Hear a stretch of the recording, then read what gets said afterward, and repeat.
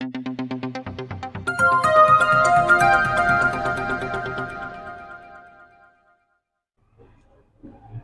हिंद साथियों, मैं राजपाल प्रजापति परीक्षार्थी आईएएस एकेडमी के यूट्यूब चैनल पर आप सभी लोगों का स्वागत करता हूं।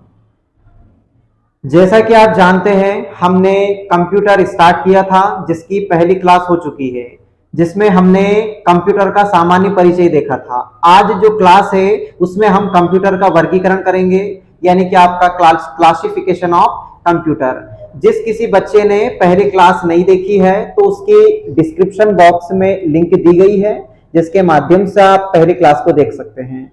बेटा, आप लोग अच्छे से जानते हैं कि पिछली पटवारी जो 2017 में आई थी उसमें कंप्यूटर के बहुत अच्छे प्रश्न आए थे, बहुत अंदर से प्रश्न को पूछा गया था डिस्क्रिप्शन से। तो उसी प्रकार हम बिल्कुल डिस्क्रिप्शन से पूरी चीजों को पढ़ेंगे और समझेंगे। तो आप लोग नियमित कंटिन्यू क्लास देखते रहिए और अच्छे से समझते जाइए। जहां भी आपको कुछ समस्या हो तो हमें कमेंट बॉक्स में लिखें, ताकि हम आपके बारे में उसको समझें और कुछ बताएं आपको, जो भी आपको समस्या है। चलिए आज की क्लास हम स्टार्ट करते हैं। हाँ, सबसे पहले हम आपके सामने बात करेंगे कि जो कंप्यूटर है ना, इसका अगर हम वर्गीकरण करें, क्लासिफिकेशन ऑफ कंप्यूटर कितने प्रकार से होता है। तो कंप्यूटर का जो वर्गीकरण होता है वो 3 प्रकार से होता है। कुछ एप्लीकेशन बेस्ड भी होता है, पर्पस बेस्ड भी होता है, और एक आपका साइज बेस्ड भी होता है। मैंने लिख रखा है अनुप्रयोगों यानी कि एप्लीकेशन के आधार पर होता है। फिर मैंने लिखा उद्देश्य यानी कि पर्पस बेस्ड होता है। फिर लिखा है आकार यानी कि साइज के आधार पर। तो आप लोग यहां से जानते होंगे कि जो हमारे कंप्यूटर होते हैं, जैसे आपका माइक्रो कंप्यूटर हो गया, मिनी कंप्यूटर हो गया, सुपर कंप्यूटर हो गया, मेनफ्रेम कंप्यूटर हो गया, टच स्क्रीन हो गया, टैबलेट हो गया, पॉम्पलेट हो गया, मतलब बहुत सारे जो कुल मिलाकर। तो सारे कंप्यूटरों के बारे में हम विद डिस्क्रिप्शन और साथ में अच्छे से पढ़ेंगे। मैंने सभी की इमेज भी ले रखी है जो आपको दिखेगी, तो आपके दिमाग में सारी चीजें बैठ जाएगी, तो भूलने की तो कोई समस्या नहीं होगी। ठीक है, तो यहां से यही समझिएगा कि कंप्यूटर का अगर वर्गीकरण हम लोग करते हैं तो कंप्यूटर का वर्गीकरण हम 3 प्रकार से करेंगे। एक तो आपका हो जाएगा अनुप्रयोगों के आधार पर, एक हो जाएगा आपका उद्देश्य के आधार पर, और एक हो जाएगा आकार यानी साइज के आधार पर। चलिए पढ़ते हैं हम आगे। हाँ, मैंने लिख रखा है आपके सामने यहाँ पर अनुप्रयोगों के आधार पर जो कंप्यूटर है वो कौन कौन से होंगे, है ना। तो यहां से आप लोग समझेंगे। देखो इधर पहले हम बात करेंगे एप्लीकेशन बेस्ड कौन कौन है। ठीक है, देखो यहां से तो एप्लीकेशन बेस्ड कौन है। पहला है एनालॉग कंप्यूटर आपके सामने, सेकेंड है डिजिटल कंप्यूटर, तीसरा है हाइब्रिड कंप्यूटर। तो याद रखिएगा, अच्छे से याद रखिएगा कि एप्लीकेशन के जो आधार पर कंप्यूटर होते हैं वो कितने प्रकार के होते हैं। तो एप्लीकेशन के आधार पर जो कंप्यूटर है वो 3 प्रकार के होंगे। पहला है एनालॉग कंप्यूटर, दूसरा है डिजिटल कंप्यूटर, और तीसरा है आपका हाइब्रिड कंप्यूटर। मैं आपको एक एक करके अच्छे से समझाऊंगा बेटा कि एनालॉग कंप्यूटर क्या होता है, डिजिटल कंप्यूटर क्या होता है, हाइब्रिड कंप्यूटर क्या होता है। पर याद रखिएगा एप्लीकेशन के आधार पर आपके कंप्यूटर 3 प्रकार के होंगे। आगे उद्देश्य के आधार पर यानी पर्पस के आधार पर, तो एक है आपका माइक्रो कंप्यूटर, सेकेंड है मिनी कंप्यूटर, थर्ड है आपका मेनफ्रेम कंप्यूटर, और चौथा है आपका सुपर कंप्यूटर। तो याद रखिएगा कि पर्पस यानी कि उद्देश्य के आधार पर कंप्यूटर 4 प्रकार के होते हैं। कौन कौन से होंगे। तो पहला है माइक्रो कंप्यूटर, सेकेंड आपका है मिनी कंप्यूटर, फिर है आपका मेनफ्रेम कंप्यूटर, और चौथा है सुपर कंप्यूटर। फिर थर्ड मैंने आपके सामने लिख रखा है, क्या लिख रखा है, आकार यानी साइज के आधार पर। तो एक होता है आपका जनरल पर्पस कंप्यूटर यानी कि सामान्य उद्देश्य कंप्यूटर, और दूसरा है आपका विशिष्ट उद्देश्य कंप्यूटर। तो ये आपके कितने हो गए, 2 प्रकार के हो गए। तो पहले मैंने आपको बताया कि कंप्यूटर का वर्गीकरण कितने प्रकार से हुआ बेटा, 3 प्रकार से हुआ। उसके बाद में जो आपका एप्लीकेशन आधार है उस पर आपके 3 प्रकार हो जाएंगे, उद्देश्य के आधार पर 4 हो जाएंगे, और आकार यानी साइज के आधार पर 2 आ जाएंगे। हम बिल्कुल डिस्क्रिप्शन से पढ़ेंगे तो आपको कोई समस्या नहीं होगी। अगर इतना आपको पसंद आया हो या अच्छा लगा हो तो हमारे YouTube चैनल को सब्सक्राइब जरूर कर दीजिएगा, है ना। चलिए पढ़ाते हैं आगे। हाँ, आगे सबसे पहले हमारे सामने जो लिखा है वो है एनालॉग कंप्यूटर। कौन सा है, एनालॉग कंप्यूटर। इसको हम समझेंगे कि एनालॉग कंप्यूटर होता क्या है, ये किस प्रकार काम करता है, कैसे बना होगा, किन किन चीजों पर वर्क करता है, सारी चीज देखेंगे। तो पहले तो मैं आपको बताना चाहूंगा कि ये जो आपके सामने इमेज लगी है ये एनालॉग कंप्यूटर की है। किसकी है? एनालॉग कंप्यूटर की है। तो आप अच्छे से देख सकते हैं कि ये कंप्यूटर किस प्रकार ये दिखता था। हम यहाँ बात करेंगे कि जो आपका एनालॉग कंप्यूटर होता है बेटा, वह कंप्यूटर जो भौतिक मात्राओं जैसे आपका दाब हो गया, कौन हो गया? दाब हो गया, प्रेशर, तापमान हो गया, टेम्परेचर लिखा भी है मैंने।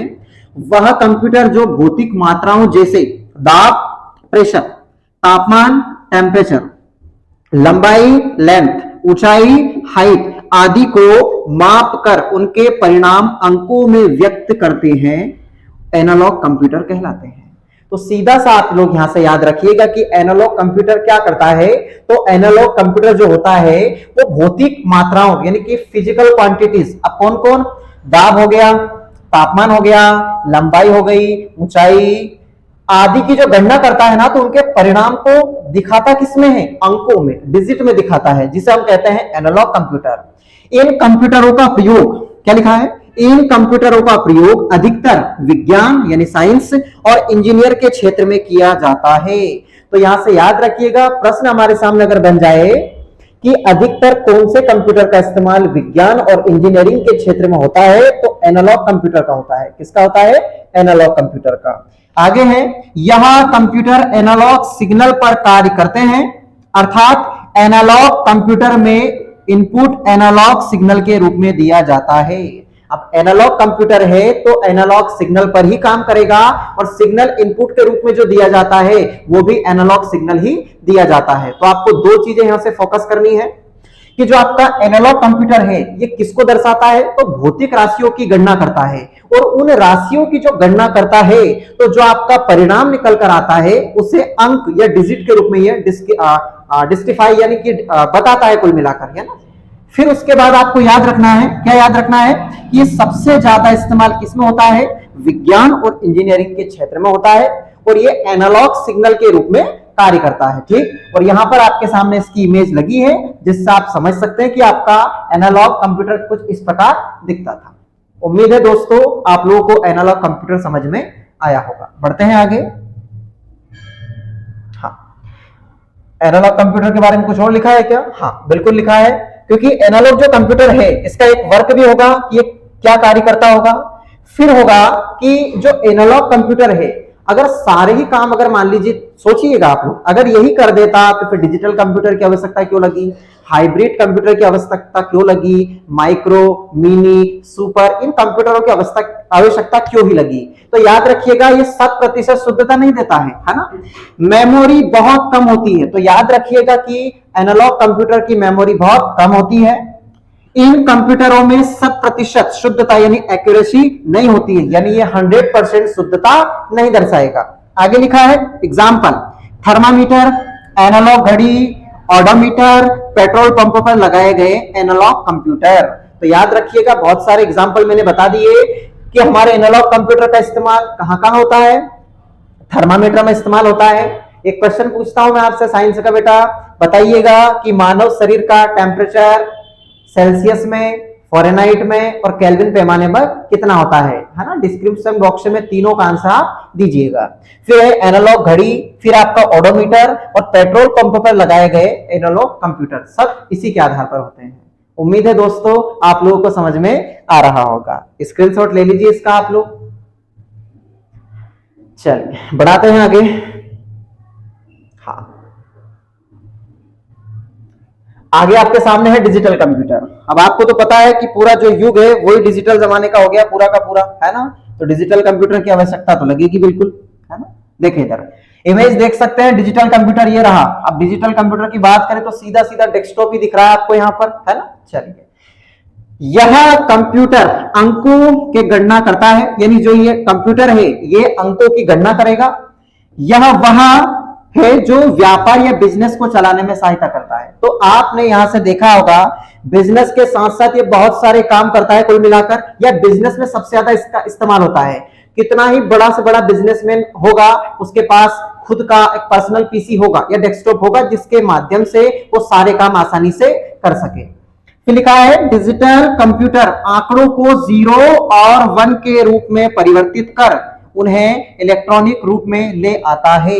इसका मतलब यह है बेटा कि जो डिजिटल कंप्यूटर है वो बाइनरी अंक 0 और 1 की भाषा ही समझता है, जिसे हम लोग कहते हैं मशीनी भाषा। क्या कहते हैं? मशीनी भाषा। लिखा होगा इन कंप्यूटर में इनपुट और आउटपुट दोनों बाइनरी कोड 0 और 1 के रूप में होते हैं, अर्थात यह कंप्यूटर मशीनी भाषा को ही समझते हैं। तो याद रखिएगा डिजिटल कंप्यूटर के आपको दो यहां से चीजें बताता हूं। तो डिजिटल कंप्यूटर है वो किस पर कार्य करेगा बेटा? तो बाइनरी अंक पर कार्य करेगा। बाइनरी डिजिट कौन कौन है? तो 0 और 1 बाइनरी डिजिट है, और ये मशीनी जो कोड है उनको ही समझता है। चलिए आगे। इन कंप्यूटरों में मेमोरी अधिक होती है, जिसकी वजह से डाटा स्टोर करने की क्षमता अधिक होती है। यह भी याद रखिएगा कि एनालॉग कंप्यूटर की तुलना में जो डिजिटल कंप्यूटर है इसकी मेमोरी क्या है? बहुत अधिक है, इसलिए आप ज्यादा से ज्यादा डाटा को स्टोर कर सकते हैं। Example, desktop computer, tablet, laptop, smartphone, calculator, digital घड़ी। अब आप लोग जानते हैं इन सारी चीजों से आप अच्छे से वाकिफ हैं। डेस्कटॉप कंप्यूटर की बात करें तो बेटा इमेज में दिख रहा होगा आपको, यही है आपका क्या? Desktop computer. फिर लिखा टैबलेट, तो टैबलेट से भी आप लोग वाकिफ है, मोबाइल से थोड़ा सा बड़ा आकार का होता है। लैपटॉप, लैपटॉप का तो सब इस्तेमाल करते हैं, ज्यादा से ज्यादा होगा सभी के पास। स्मार्टफोन, आपको पता है स्मार्टफोन के बिना तो आपका दिन ही नहीं निकलता है।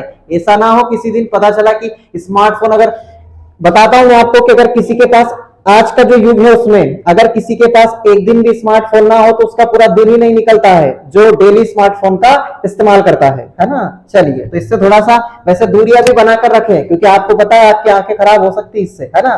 कैलकुलेटर, और यहाँ पर डिजिटल घड़ी। अरे डिजिटल घड़ी तो इतनी ट्रेंड में चल रही, ईमानदारी कसम, आप लोगों ने देखा होगा हर किसी के हाथ में देखो डिजिटल वॉच लगी है। क्या लगी है? बिल्कुल जिसे हम स्मार्ट वॉच कहते हैं, कि मोबाइल जैसे कॉल आता है ऐसे लगा लिया, फोन से बात कर लेते हैं, ठीक है। स्मार्ट घड़ी सभी लोगों के पास लगभग होगी भी सही और देखी भी होगी। चलिए बढ़ाते हैं आगे। हाँ, अगला है हमारे सामने, कौन सा है? Hybrid computer. कि हाइब्रिड कंप्यूटर क्या होता है?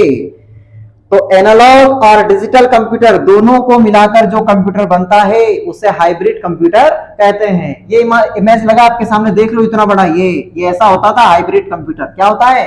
Hybrid computer. तो याद रखिए ये भी बहुत बार आया है कि हाइब्रिड कंप्यूटर क्या है। तो हाइब्रिड कंप्यूटर जो है बेटा वो एनालॉग और डिजिटल कंप्यूटर दोनों को मिलाकर बनाया गया है। तो सीधा सा आपका आंसर हो जाएगा एनालॉग और डिजिटल कंप्यूटर को मिलाकर जो बना है वो है हाइब्रिड कंप्यूटर। वह कंप्यूटर जिसमें एनालॉग तथा डिजिटल दोनों के प्रकार या गुण होते हैं हाइब्रिड कंप्यूटर कहलाते हैं।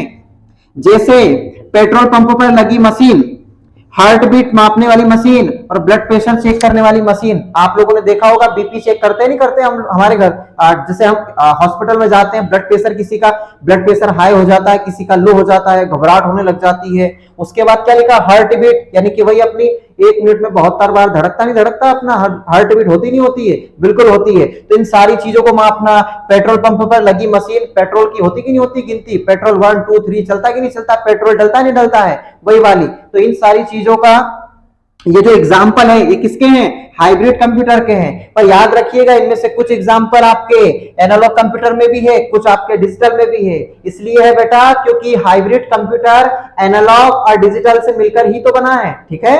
तो याद रख लीजिएगा यहां से हाइब्रिड कंप्यूटर के बारे में सिर्फ एक ही लाइन कि हाइब्रिड कंप्यूटर किससे मिलकर बना? तो एनालॉग और डिजिटल कंप्यूटर से मिलकर बना। उम्मीद है दोस्तों आपको समझ में आ रहा होगा। चलिए ले लीजिए इसका स्क्रीनशॉट आप लोग। बढ़ाते हैं आगे। हाँ, आगे है माइक्रो कंप्यूटर। अब वो जो तीनों प्रकार मैंने आपको अभी पढ़ाए हैं एप्लीकेशन बेस्ड, वो यहां पर हो गए खत्म। अब जो है वो है आकार के आधार पर, है ना, यानी कि साइज बेस्ड, है ना, आकार पर आधारित। सबसे पहले है आपके सामने माइक्रो कंप्यूटर। माइक्रो कंप्यूटर भैया क्यों है? माइक्रो कंप्यूटर के बारे में बहुत अच्छे से पढ़िएगा, क्योंकि माइक्रो कंप्यूटर का इस्तेमाल ही होता है सबसे ज्यादा, ठीक है। एक और बात, नाम से ये मत समझिएगा माइक्रो मतलब बहुत ही छोटा, अरे इतना छोटा भी नहीं होगा कि आ ही नहीं पाएगा सामने, कि हम देख ही नहीं पाएंगे, इसका मतलब ये नहीं होता है। बच्चे को इतना कंफ्यूजन होता है माइक्रो कंप्यूटर और मिनी कंप्यूटर में कि बस पूछो ही नहीं, है ना। लेकिन आपको बिल्कुल भी कंफ्यूज नहीं होना है। जो हम नॉर्मल इस्तेमाल करते हैं ना बेटा डेस्कटॉप, यही होते हैं। डेस्कटॉप हो गया, टैबलेट हो गया, आपका क्या वो कैलकुलेटर हो गया, ये सारी जो चीजें हैं ये सब की सब आती है माइक्रो कंप्यूटर में। किसमें आएगी? Micro computer. देखो एग्जाम, ये आपके सामने इमेज लगी है, ये ये होता था।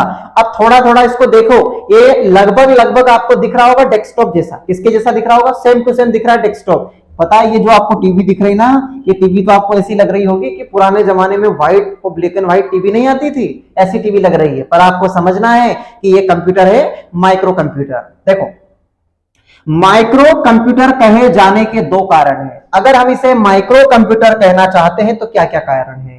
तो याद रखिएगा, माइक्रो कंप्यूटर में सबसे पहले माइक्रो प्रोसेसर का प्रयोग किया गया था, और दूसरा है आकार में छोटा होना। तो याद रखिएगा कि हम माइक्रो कंप्यूटर क्यों कहते हैं, तो बेटा इसके दो रीजन है। इसमें माइक्रो प्रोसेसर का इस्तेमाल हुआ था, और दूसरा है कि आकार में ये बहुत छोटे थे। बढ़ाते हैं आगे। हाँ, देखो इधर, माइक्रो कंप्यूटर का इस्तेमाल आप बहुत जगह करते हैं। कार्यालय में होता है, घरों में होता है, वीडियो गेम खेलना, डॉक्यूमेंट बनाना, पता नहीं बहुत सारी चीजों में होता है। देखो इधर, इसे घरों, कार्यालयों आदि में प्रयोग करते हैं। आगे, जैसे एग्जाम्पल तो बहुत सारे, ऑफिस का कार्य करना। अब आपको पता है जितने भी ऑफिसों में कार्य होता है वो कंप्यूटर पर ही होता है। गेम खेलना, बच्चे पता गेम खेलते हैं, जैसे गेम खेलने के लिए बच्चे इस्तेमाल करते हैं जॉयस्टिक का, जो आपका एक इनपुट डिवाइस है। तो बेटा अभी हम कंप्यूटर का जब डिस्क्रिप्शन यानी हार्डवेयर या जो भी आपके इनपुट डिवाइस, आउटपुट डिवाइस जो भी हम पढ़ेंगे, तो उसमें बिल्कुल आपको बताएंगे कि ऑपरेटिंग सिस्टम कौन कौन से हैं, इनपुट डिवाइस कौन से हैं, आउटपुट डिवाइस कौन से, सब कुछ बताएंगे। तो बच्चे गेम खेलने के लिए इस्तेमाल करते हैं, उसका याद रखना, जॉयस्टिक, और जो ऐसे खेलते हैं ऐसे ऐसे ऐसे सामने लगाकर ऐसे ऐसे ऐसे बटन दबाते हैं, ठीक है, तो वो एक इनपुट डिवाइस है, ठीक है। फिर एक गणना करना, कैलकुलेशन, डॉक्यूमेंट बनाना, इंटरनेट चलाना। अब आपको पता है इंटरनेट का तो पूरा युग ही चल रहा है, बिना इंटरनेट के तो कुछ भी नहीं हो सकता, तो इंटरनेट तो चलाना है। बैंकिंग में तो इसका इस्तेमाल होगा, बैंकिंग में कार्य करना, वीडियो खेलना आदि कार्य। तो याद रखना, हमारे जो माइक्रो कंप्यूटर है इसका ही इस्तेमाल होता है सबसे ज्यादा।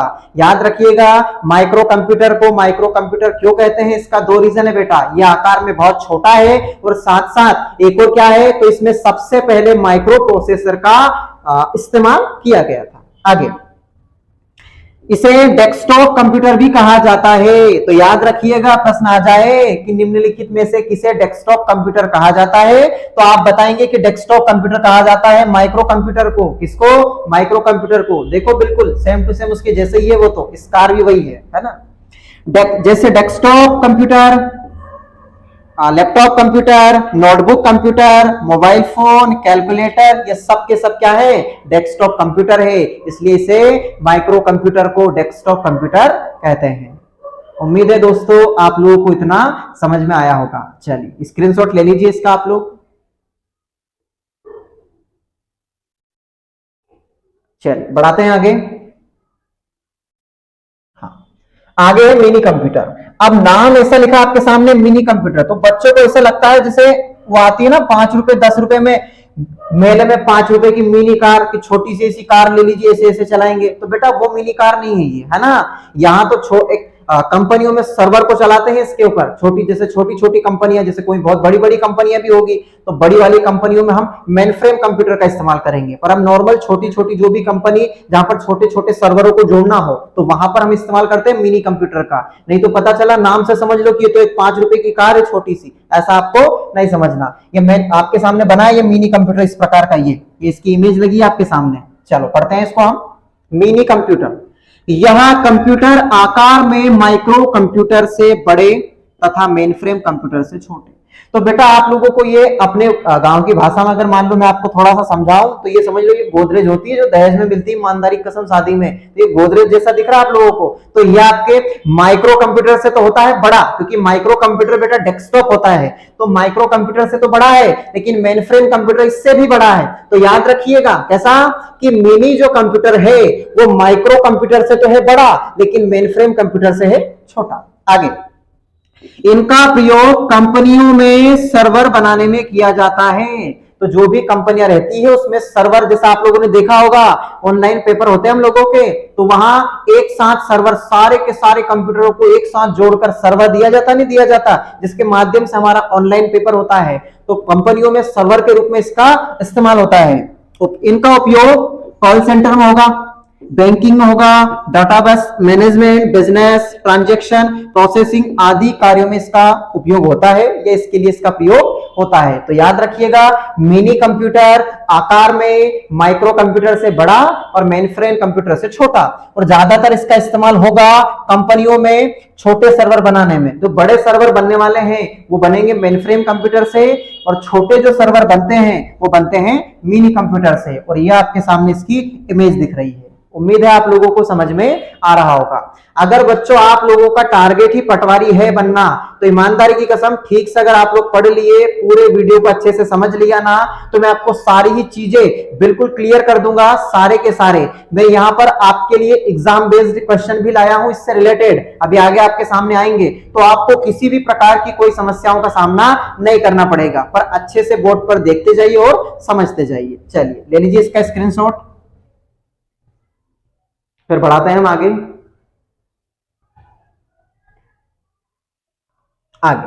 आगे आपके सामने है मेनफ्रेम कंप्यूटर। कौन सा कंप्यूटर है? Mainframe computer.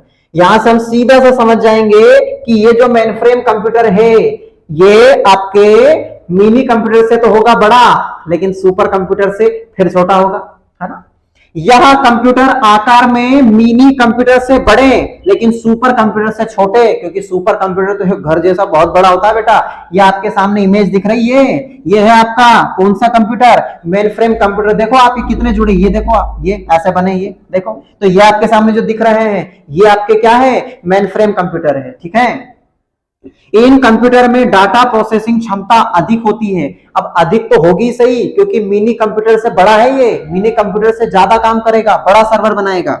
इनका उपयोग कंपनियों में बड़े सर्वर में किया जाता है। इनका उपयोग भुगतानों का ब्यौरा रखना, कर्मचारियों का भुगतान करना, वेतन का, रेलवे बैंक का आरक्षण अधिकतर अधिकारियों पर आधारित या उनके लिए होता है इसका इस्तेमाल।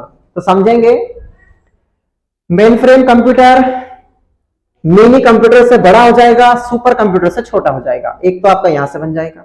दूसरा है इस्तेमाल, तो आपको दोनों में कंफ्यूज नहीं होना। मिनी कंप्यूटर से हम छोटे सर्वर बना रहे थे, मेनफ्रेम कंप्यूटर से हम बड़े सर्वर बनाएंगे। मेनफ्रेम कंप्यूटर की अगर बात करें तो जो भी भुगतान होता है, जो ब्यौरा बनता है, एक बात आप यहां से समझिएगा बेटा, आप कुछ टाइम के बाद मान लीजिए अगर अच्छे से आप लोग पढ़े तो आप बन जाएंगे पटवारी। अब पटवारी आप लोग बन जाएंगे तो आप सोच लीजिए कि आपने ट्रेनिंग पूरी कर ली ग्वालियर में, ठीक है। अब ट्रेनिंग पूरी करने के बाद में आपके खाते में सैलरी आएगी, तो ऐसा तो है नहीं घर घर अभियान जैसा कि घर घर आओ पटवारियों को सैलरी बांटो, बेटा ऐसा तो बिल्कुल होगा नहीं। तो आप लोग जितने भी सिलेक्ट होंगे, जितने भी पटवारी एक साथ बनेंगे, उन सभी पटवारियों यानी जो भी गवर्नमेंट जॉब में है उन सभी की, या पुलिस विभाग हो गया, रेलवे डिपार्टमेंट हो गया, पटवारी विभाग हो गया, जो भी है, तो इन लोगों की सबकी सैलरी एक ही तारीख को डलती है। वो इसी सर्वर के माध्यम से जो सैलरी डलती है तो सभी के खाते में पहुंच जाती है। तो बड़े सर्वर के रूप में काम कौन करता है? Mainframe computer. और छोटे सर्वर के रूप में काम कौन करता है? तो बेटा मिनी कंप्यूटर। इसकी इमेज आपके सामने लगी है, अच्छे से आप लोग यहां पर देख लीजिए और इसका स्क्रीनशॉट ले लीजिए, है ना। चलिए बढ़ाते हैं आगे। आगे लिखा मेनफ्रेम कंप्यूटर के बारे में कि जो बड़ी, है ना। अब आपको पता ही है कि अगर बड़े सर्वर बनाने में काम आएगा तो क्या लिखा है? बड़ी मात्रा में डेटाबेस पर कार्य करने के लिए मेनफ्रेम कंप्यूटर का उपयोग होता है। अब बड़े डेटाबेस पर काम करने के लिए इसलिए तो इस्तेमाल होगा क्योंकि जो काम मिनी कंप्यूटर नहीं कर सकता वो कौन करेगा? मेनफ्रेम कंप्यूटर करेगा। तो याद रखिएगा, बड़ी मात्रा में डेटाबेस पर कार्य करने के लिए जिसका इस्तेमाल होता है वो आपका है मेनफ्रेम कंप्यूटर। कौन सा है? Mainframe computer. चलिए बढ़ाते हैं आगे। हाँ, आगे आ चुका है सुपर कंप्यूटर। सुपर कंप्यूटर के बारे में बच्चों को इतनी ललक होती है जानने की, यानी इतनी लगन होती है कि सुपर कंप्यूटर के बारे में हमें सब कुछ पता चल जाए कि सुपर कंप्यूटर है क्या चीज। आपके सामने इमेज भी लगी बेटा, सुपर कंप्यूटर देखो, मेनफ्रेम कंप्यूटर से भी बड़ा, देखो ये यहां से ये आखिरी तक ये जा रहा है ऐसा, तो ये आपका सुपर कंप्यूटर है। और सुपर कंप्यूटर बहुत बड़े हैं और बहुत सारे सर्वरों को एक साथ जोड़ सकते हैं, बहुत सारे व्यक्ति एक साथ काम कर सकते हैं, इसलिए तो नाम है बेटा सुपर कंप्यूटर। ऐसे ही थोड़ी बना होगा सुपर कंप्यूटर। यह कंप्यूटर आकार में सबसे बड़े, अधिक गति व क्षमता वाले होते हैं। तो पता ही चल जाएगा। आकार में तो सबसे बड़े होंगे क्योंकि मेन फ्रेम के बाद है ये, तो आकार में सबसे बड़ा कंप्यूटर कौन है? Super computer. उसके बाद क्षमता इसी की होगी, गति इसी की होगी, सारी की सारी स्पीड भी इसी की होगी, ठीक है। इसमें एक से अधिक सीपीयू लगाए जा सकते हैं। प्रश्न हमारे सामने आ जाए कि निम्नलिखित में से कौन से कंप्यूटर में एक से अधिक सीपीयू लगाए जा सकते हैं? तो बेटा आप कह सकते हो सुपर कंप्यूटर में एक से अधिक सीपीयू लगा सकते हैं। फिर मैं आपसे यह कहूं बेटा कि सीपीयू का पूरा नाम क्या होता है? तो सीपीयू का फुल फॉर्म होता है सेंट्रल प्रोसेसिंग यूनिट। क्या होती है? Central processing unit. इसी सीपीयू को कंप्यूटर का मस्तिष्क कहा जाता है। तो कितने प्रश्न हो गए बेटा? पहला प्रश्न बनेगा कि सुपर कंप्यूटर का आकार सबसे बड़ा होगा, काम करने की गति वो भी सबसे बड़ी होगी, स्टोरेज क्षमता भी वो भी सबसे ज्यादा ही होगी। सुपर कंप्यूटर पर एक साथ एक से अधिक सीपीयू को लगा सकते हैं आप, बहुत सारे सीपीयू इसमें जोड़ सकते हैं, ठीक है। फिर सीपीयू का पूरा नाम सेंट्रल प्रोसेसिंग यूनिट। सीपीयू को क्या कहते हैं? तो बेटा सीपीयू को कंप्यूटर का मस्तिष्क यानी ब्रेन कहा जाता है। आगे है ना, तेज गति होती है जो डाटा पर बहुत तेज गति से प्रोसेस करता है। आगे इनका उपयोग अंतरिक्ष की जानकारी, मौसम की जानकारी, परमाणु ऊर्जा अनुसंधान, ऑनलाइन गेमिंग, हॉलीवुड एनिमेशन के निर्माण, वैज्ञानिक परमाणु हथियार विस्फोट के प्रभाव का परीक्षण करने आदि क्षेत्रों में किया जाता है।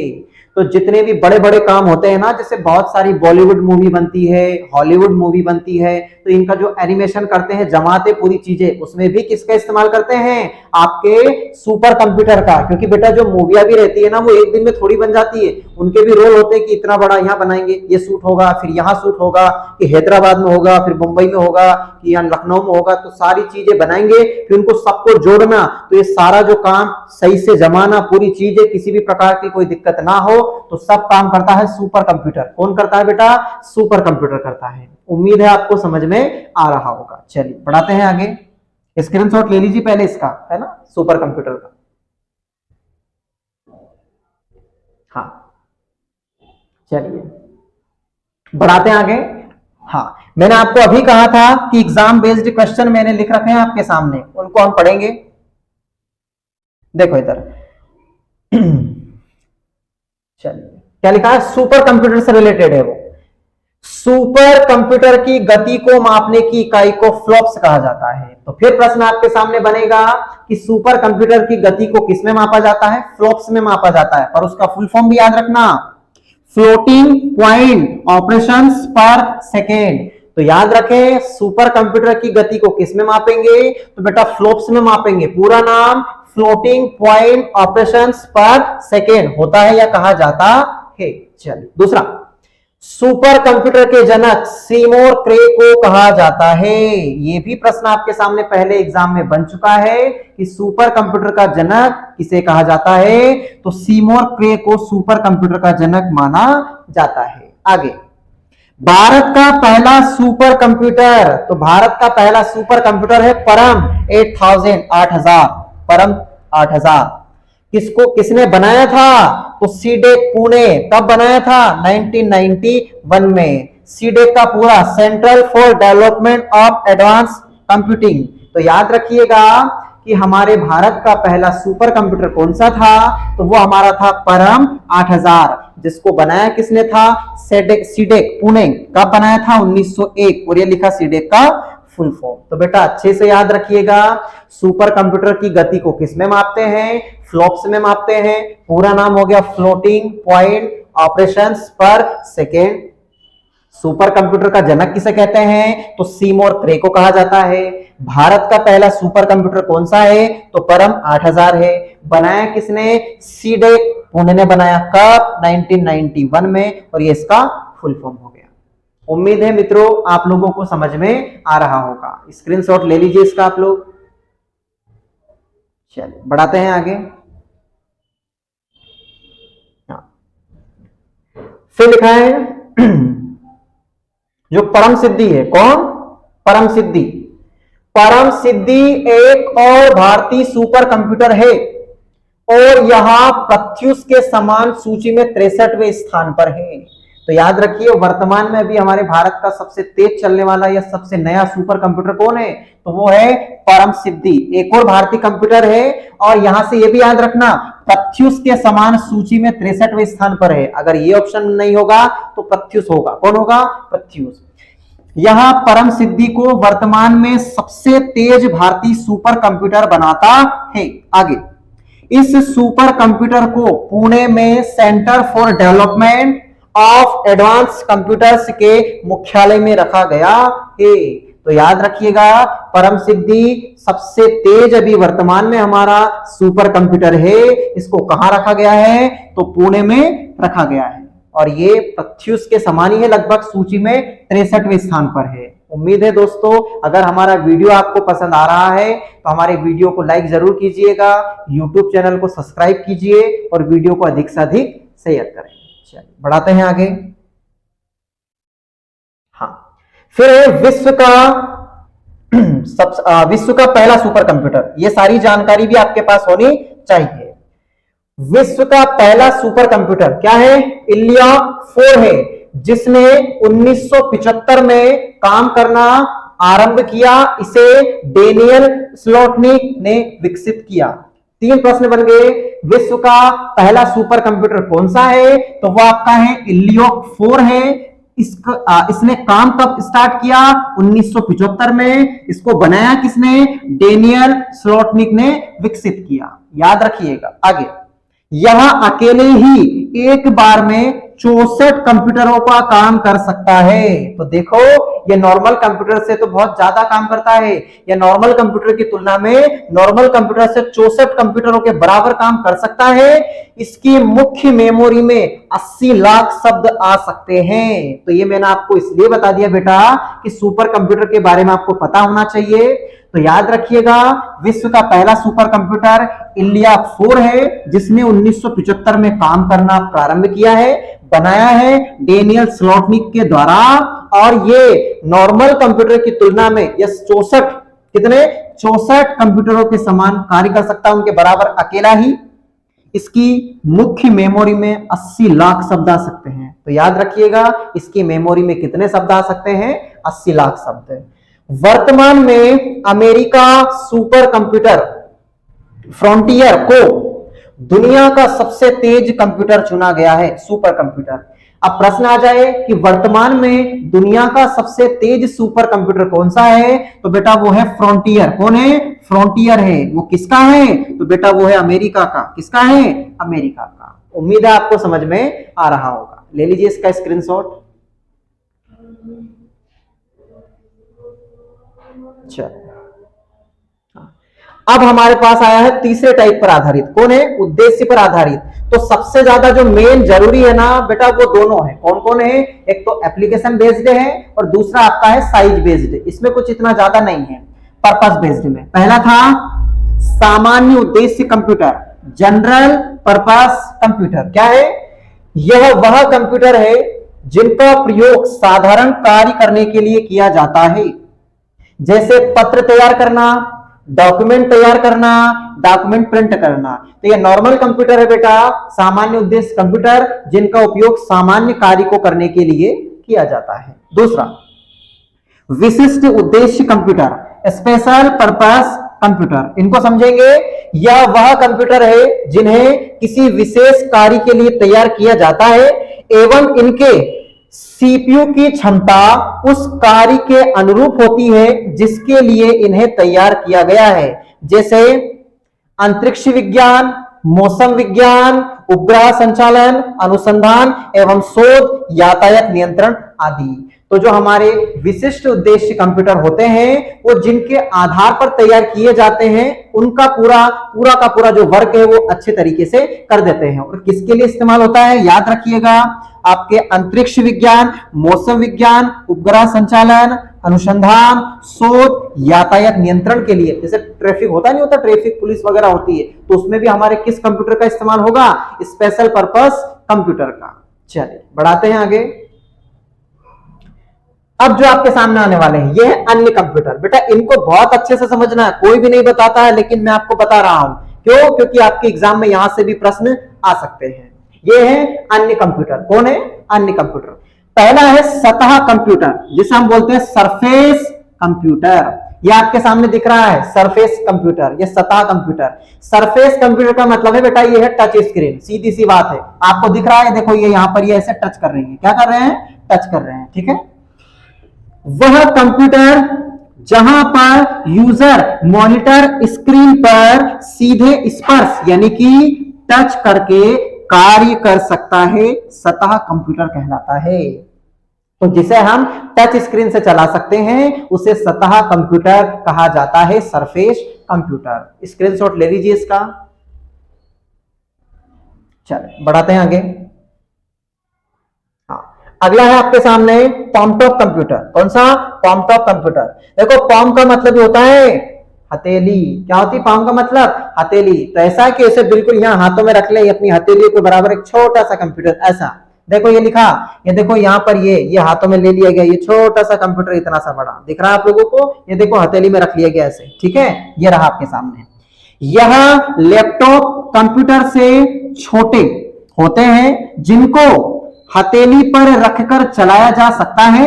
इनकी कार्य करने की क्षमता लैपटॉप से थोड़ी सी कम होती है। तो ये पॉम टॉप जो लैपटॉप है आपके बेटा, ये कार्य तो कर सकते हैं लेकिन लैपटॉप की तुलना में थोड़ा सा कम वर्क करेंगे, जिसे आप हथेली पर रखकर आसानी से चला सकते हैं। चलिए स्क्रीनशॉट ले लीजिए इसका। चलिए बढ़ाते हैं आगे।